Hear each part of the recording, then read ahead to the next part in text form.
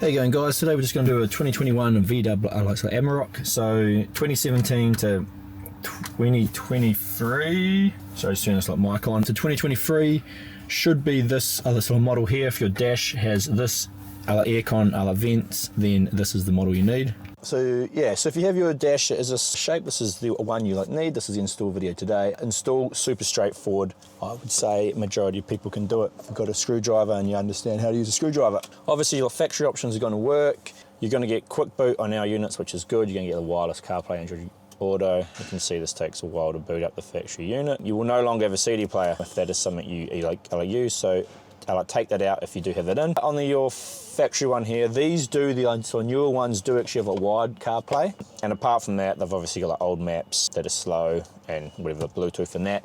We do have steering wheel control, so they will still work. We've got a reverse camera and buzzers, so that will all still work.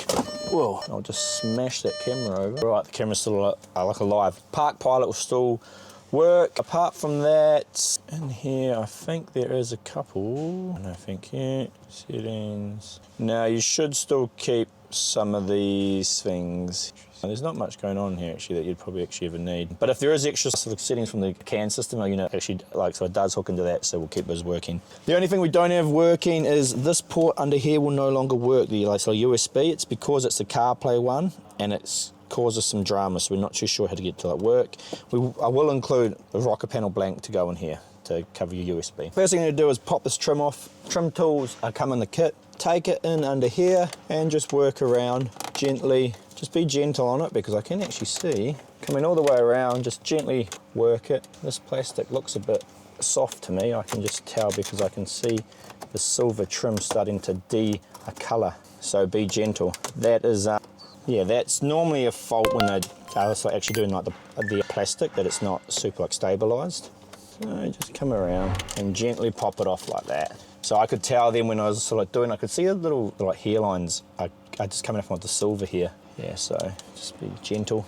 Now you got 4 Torx. They will all pop off. This model has a 12 volt up here. Actually nothing else going on, that's all right. So T20 is your Torx size here. Pop all these off, keep them handy in the cup holder. So, and then what happens once you've undo these 4, so this whole unit's just gonna pull straight out, and then we've got a few plugs in the back, which I'll show you how we unplug. Right, so it comes out like so. That's how straightforward it is. And then we've got these plugs in the back, which I will try and come up here to show you. Now, it's probably easy for me to unplug them, and then I'll show you how they unplug, because then you'll know I managed to turn that on, that's all right. Won't cause us any grief. Right, so it's out. That's the back of the old unit. I'll just come in and show you these plugs. It's a bit hard to do it in the back there, trying to get an angle. So you've got this big one here. I actually unplugged all these first and then turned the head unit upside down to get to like this one.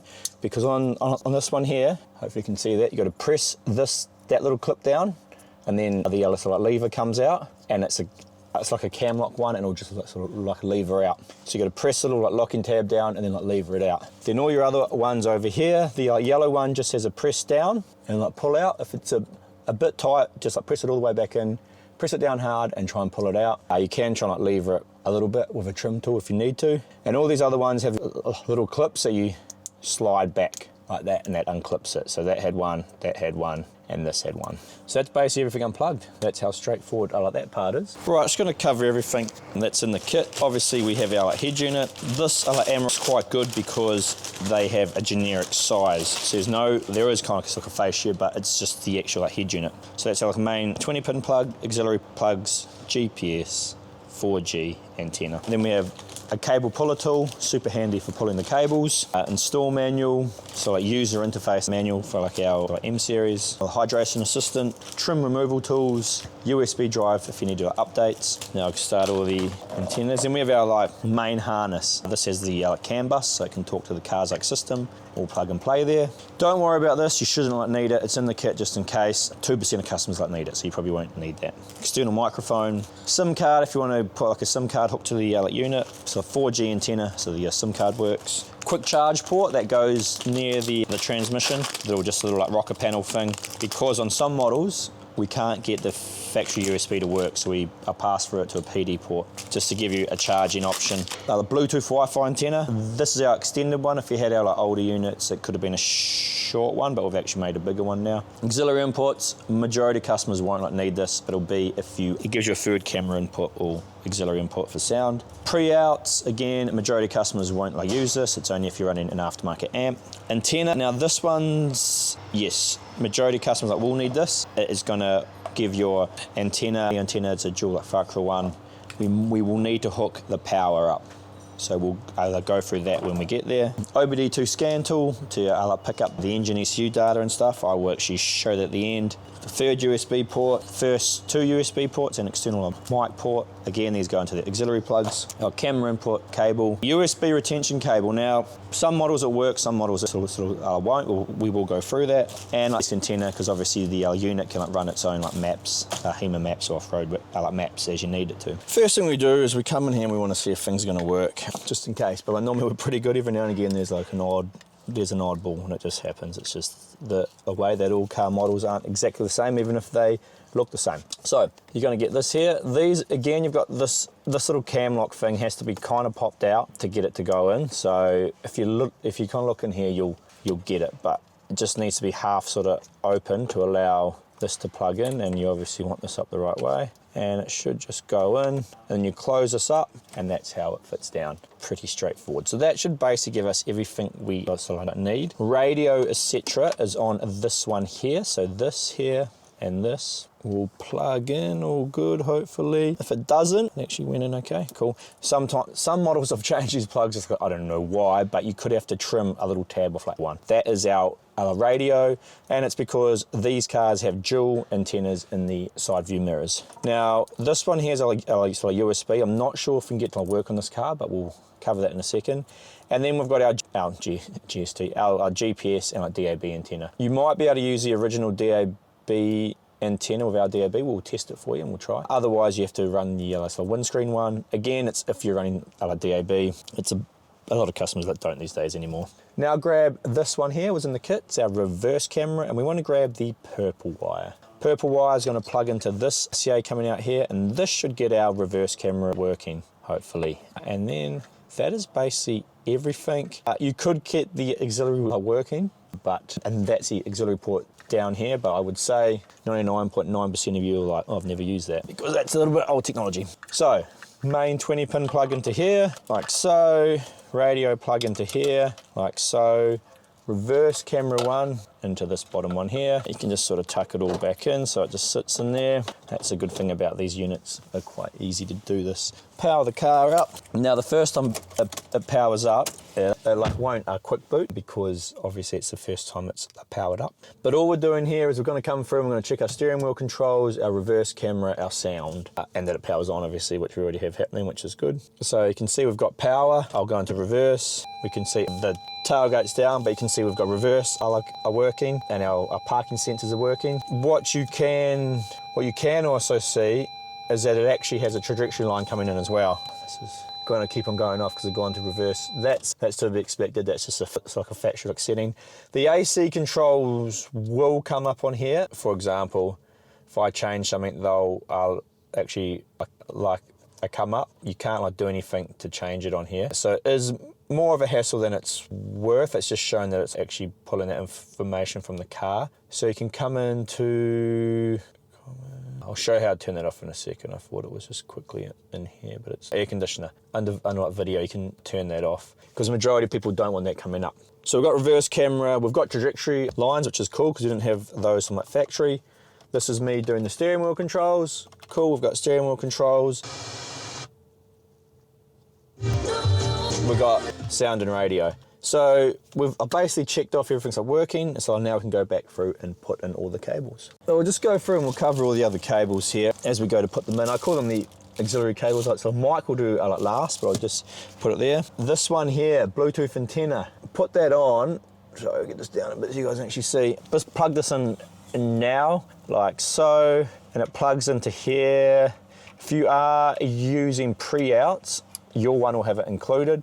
I normally end up kind of putting a little bit of tape on this or something, or you can float it like sort of like loose. It is like shielded, so it should be fine. We just put an extended range one on because a few people were using it for like batteries or temp things in their tray or boot. So that's there. 2 USBs and sort of microphone port. What we want to do here is we want to run that down to wherever we can get it. We normally like to put the USBs in the glove box, but it depends on the model of car, if it's easy enough to get in there. Let me just have a look. All right, so just testing if you can get, like, it's up to you. We like run these. It could be very simple to run it down here and just have it coming out of under your trim here, which we will probably do like one of them. But the SIM card and the USB, I do like to have in like a glove box, and it was pretty easy. So if you come down the side here, I was just making sure the glove box would still close if I did this. If you come down the side and tuck it in, we'll actually end up popping out the bottom like that, and you can actually have them in here and your glove box still closes. So that's cool.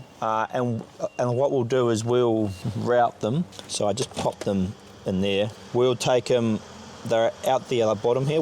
I'll take them back up here with our cable puller tool. I'll show you that, it's pretty straightforward. And then you also could just have them like tucked under here. I do like actually tucking things under here because again, it's like out of the way, but you can like easily get to them if you like need to. It's up to you, you choose. We'll grab our cable tool and we'll throw this down the side there. Cable puller tool, pretty sure there's plenty of room in these cars. This will just throw out the side here. You can pretty much do it without one, but why make life hard for yourself? I think there's lots of room here, so you can take both of them up at the same time. If it struggles, just do a single one.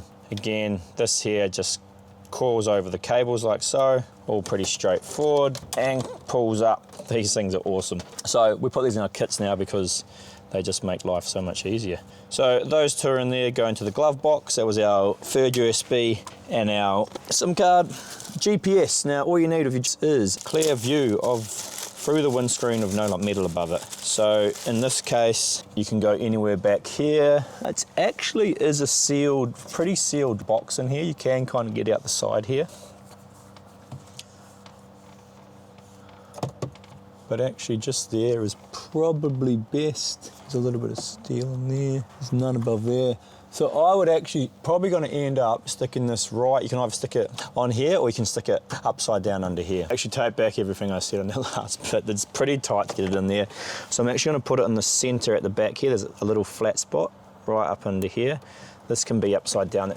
That is going to be okay. If you are putting something like metal on the top of here, like you leave your I don't know, a laptop there or an iPad all the time, don't put it there. You might be best off running it behind the glove box and up into the corner and putting it like on your dash there. If you are going to be putting something metal that's going to block the GPS on top there. 4G antenna, this will work pretty good no matter where you put it. Obviously it's going to work better if you did want to run it and put it on the dash or windscreen, but it'll work fine just at the back here. It's a bit like your phone, it gets reception fine when it's on the floor of your car. 4G is pretty powerful. So I'm just going to stick that on the back of this here, like so. Give it a push down. It's just like a 3M style sort of stick pad, so just push it down a few times. It'll be good like that. So that is, just remember what you got on here. 1, you can't go too wrong, they are color coded.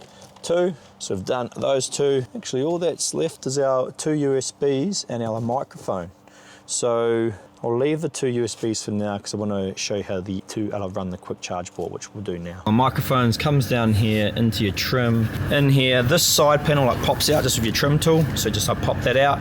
Then you can thread your threader all the way through to over here, tie it up, and then hopefully we can just pull it through fairly easily and it should be good. Could be a little bit tight getting it through, I just know a bit going on there. That's all right, pretty straightforward. That's our microphone pulled through. Now that does plug into this one cable we haven't hooked up yet because I was gonna show you the quick charge, but so this plugs into here.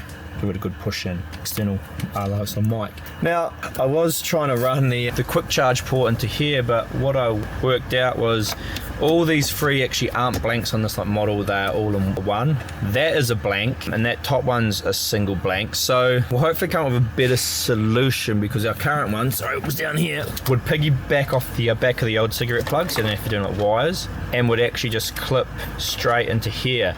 But on this model here, the blanks are actually all being used. So your model might be able to get this to work, it is in the kit, or it might like not. We'll hopefully come up with a different option in the future too, so everyone can have, it's just giving you a place to quickly charge your phone anyway, but we will have to come up with a different solution. So that's basically hooked up. The only one thing I haven't covered here is this blue antenna wire here is the antenna amp. That needs to hook into our blue and a sort of white one here that says antenna on it. It's the 2 wires you have to hook together. In the future, we'll try to get these hooked up because it seems majority of these Amaroks actually have this cable that we've added, so we are correct. But blue wire here just needs to go to our antenna wire here. So you just need to connect all of those two up and then you should be good. And then apart from that, I've sort of taped things up a little bit here. You can tape them up however much you want. I like to tape them up like this to keep all of these cables together and the GPS together. And then what we're going to do is we're going to put the unit back in. Once that's all good to go, we'll go and put this in. I did actually move the GPS and put it on the back here in the end because it was just seeming fit to a better there. So that's Our antenna wire is here. So I like to start from one side and work my way back. So I start from that 20 pin plug, then I work my way backwards across here. Now these auxiliary plugs should only plug into where they can go into. So you shouldn't be able to go too wrong there, but you can see where I'm plugging them in. They all match up. That's how I tape those. I sort of tape things a bit out of the way. We want the cables to kind of go in and drop down. Taped up these old ones here. I did actually try and get our DAB module working. I couldn't get it working with the factory antenna, so if that is something you're interested in, you can chat to us. Normally, you could try and get I can do a test actually, I'll do a test now. Everything's plugged in, but I'll try the GPS antenna on our plug because it probably will plug in. But what normally happens if you use the factory is it's not as good just because the technologies are older. So I've done this test multiple times in the past on different cars, and that is always the answer. It just doesn't seem as good because it is a bit older. So we'll just tuck everything back in. That's the cool thing about these ones is they sit in pretty easily and nicely once you come in here. Make sure they sort of find their holster and your holes all line up. Now always do the power up test because you don't want to put it back in and be like, oh no, something wasn't working. It's just slow booting here because we've had the cable unplugged, I think. Let it boot up. We'll just test everything again. So we'll go reverse camera, steering wheel controls, sound. So it'll just do the whole sort of youth justice, youth deaths in cool. Sound, steering wheel controls, reverse camera. Yep, cool. Reverse beepers having a heart attack as they do because I know about that. That is all our tests really. Now what I normally do too is actually hook it up and I'll do like a phone call because we've got a microphone up there. That is something we can also do, hooking up the CarPlay. But that is basically installed done. I'll put these 4 back in now. So it's all fairly straightforward. So the only things we'll try and improve in the future is we'll try to get, if you do have this model and you don't have that spare blank, we'll try and get a USB blank happening in there for you. So some models you'll have those tops will be blanks already, so you won't actually have to worry about it. You'll be fine. But this is the Walkinshaw model, I think. Maybe it has a bit more going on, I'm not sure, but we'll try and sort a solution for that. It could even just be like a wireless charger that sits in the bottom compartment down here, but we'll get there for you guys. Get something happening. Not in the world, you could just charge from like a cigarette lighter too, because now you got the wireless CarPlay, it's all pretty straightforward. I'll just grab the trim and we clip the trim back on. Again, just like when we took this off, be gentle with the trim as you come back in. You can see where the 4 clips are anyway. So you just come in with your trim here, get it all sort of lining up, and we look like basically how it would have come from the factory. Looking pretty awesome. So this is just a quick little, as you come into settings, search. If it's an iPhone, sometimes you gotta turn your iPhone Bluetooth on and back off. I'll just show you what you do here. I've just updated this on iPhones. You might have to turn this off and then on. Always comes up just as you turn it off and on. Then what you want to do is you want to come and click on it, and then you're going to get a pop-up on your phone, say pair, allow. Then you're going to get another pop-up on your phone, says, yep, connect to CarPlay, yes please. Now that is basically how you connect it up and get it all working. So you can see that's coming up, and what I normally do is I actually start the car, I'll close that door over there, and I do make a test call. So I go, hey Siri, call Lockie work.